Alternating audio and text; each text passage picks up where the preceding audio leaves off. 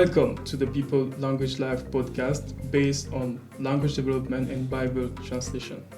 We are glad to have you on this captivating journey as we hear from linguists, from translators, from policymakers, from funders, all those wonderful people who are dedicating their life to serve and support Bible translation in Cameroon and overseas. Today we have two beautiful people, Katharina and Larry. So before we dive into the core of this podcast, can you guys please share a little bit about your background and how you got involved in this journey? Starting with Katharina. Thank you. My name is Katharina Tupper. I am an economist by training, and when I heard about the Bible translation movement, I was just fascinated, and I knew I wanted to do this with my life. How about you, Larry? Okay, thank you. My name is Larry Seguin, and I am actually a professional translator by trade.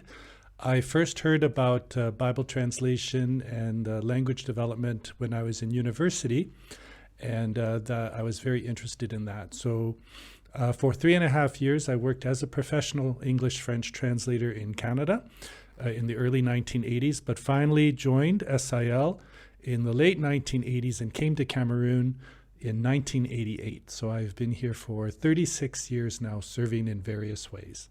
Yeah, thank you. Katharina, it seems like you have a background in economics, right? So what is the link between economy and language development? I just want to know. Yeah. When I first started working with SIL, I thought I had to forget everything about economics. But I started out as a language surveyor, and I was quite pleased that I could use a lot of my skills actually in the work of language survey. Yeah, amazing. So this podcast will be very simple and casual and fun. So I have just two ice-breaking questions for you guys. Hope you're ready. Starting with Larry this time. Okay. What is your favorite Cameroonian meal and why? Okay, that's an interesting question. There are many things I like to eat in Cameroon, but my favorite is ndole with unripe plantains. I find it very tasty. It is very nutritious. And I prefer unripe plantains to ripe plantains because I find ripe plantains too sweet. Oh, sad for you.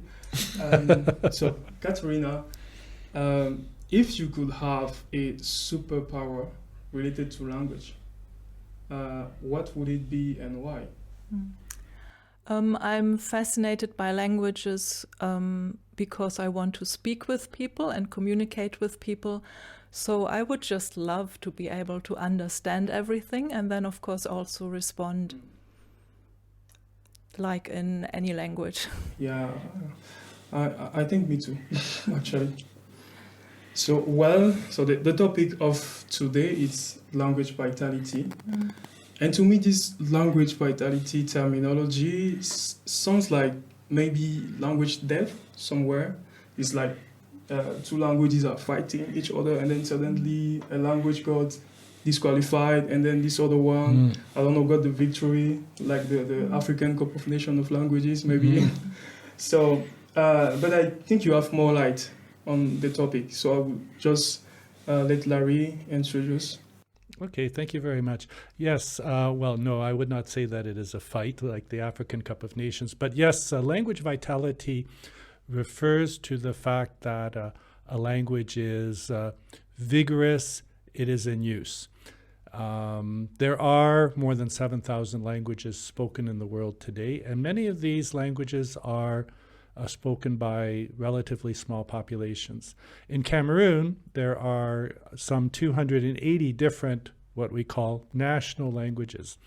So there's a challenge in the world today due to globalization primarily, and that is the fact that the smaller languages of the world are disappearing and being replaced by bigger languages.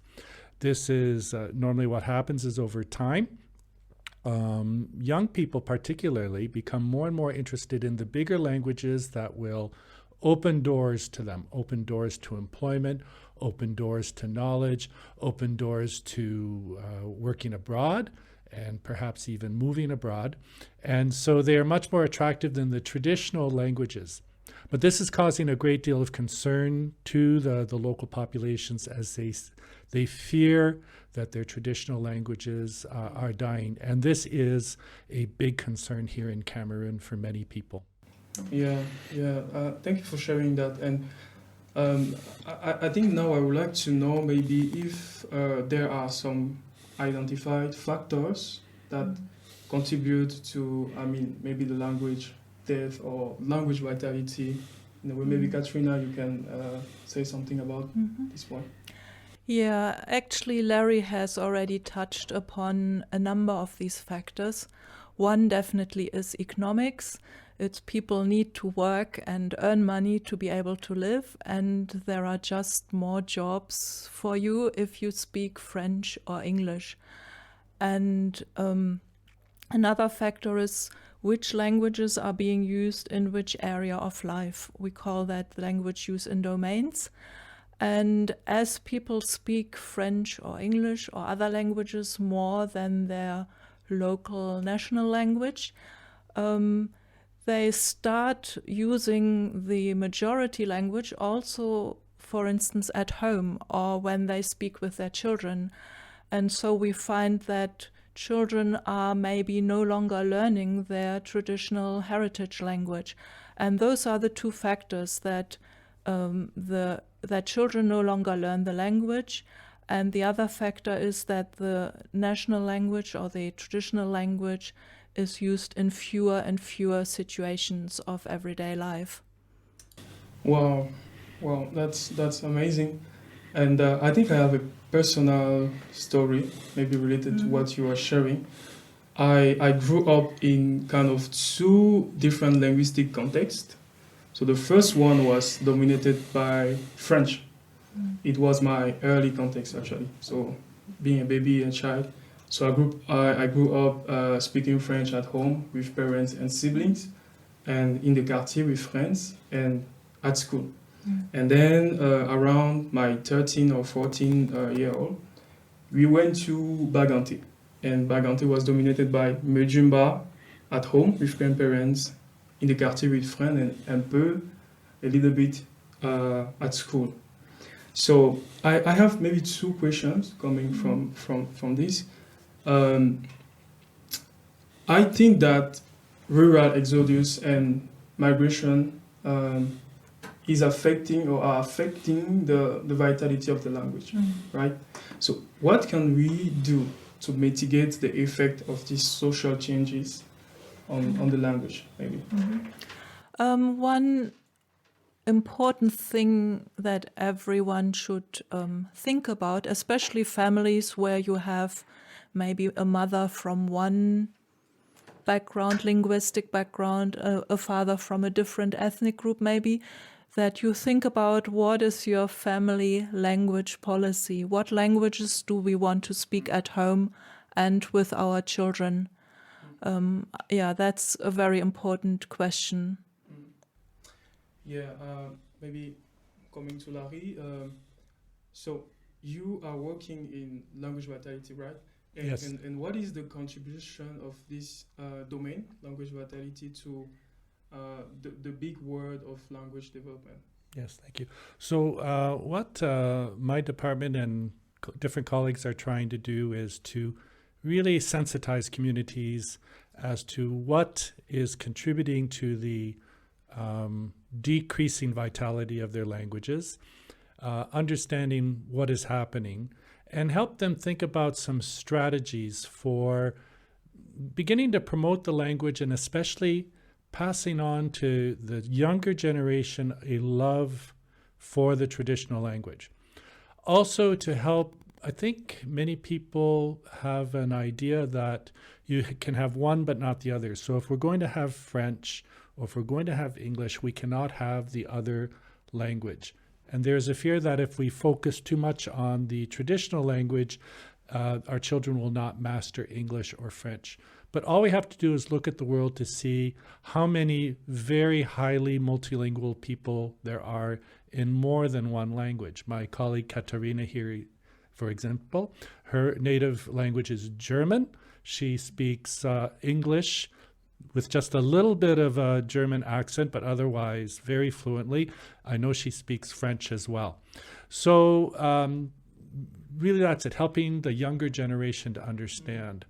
So if I can give a story, I think people can do something at their own level. It does not necessarily mean large amounts of money all the time. 2 years ago, I was in Kribi and I was speaking with an elderly lady, une grand-mère from Lolodorf, and her mother tongue is Kwasio. And she was complaining how she would talk to her grandchildren in Kwasio, but they would always respond in French, and she was very discouraged. And what I said to her was, mon grand-mère, faut pas abandonner. Don't give up. Insistez. Continuez à parler en Kwasio avec vos petits-enfants et ils vont apprendre qu'avec grand-mère, il faut parler en Kwasio. So these are the sorts of things people need to do, really to help the children understand. And that is one small step everyone can do to try to reverse this movement towards possible language death. Yeah, wow. Thank you, Larry. Thank you guys. I think something I really enjoy in what you just shared is it's not just a battle for the government or for the big institute. At home, we can have you talked about language policy, family language policy. And to me, it's the first time to hear such an idea, and it's very great. So thank you, Larry and Katharina, for giving your time and then making this possible. And thank you, you guys behind the camera. You can find in the description of this video a document about this issue with better and much details. So see you in 2 months on another People Languages Live podcast. Bye.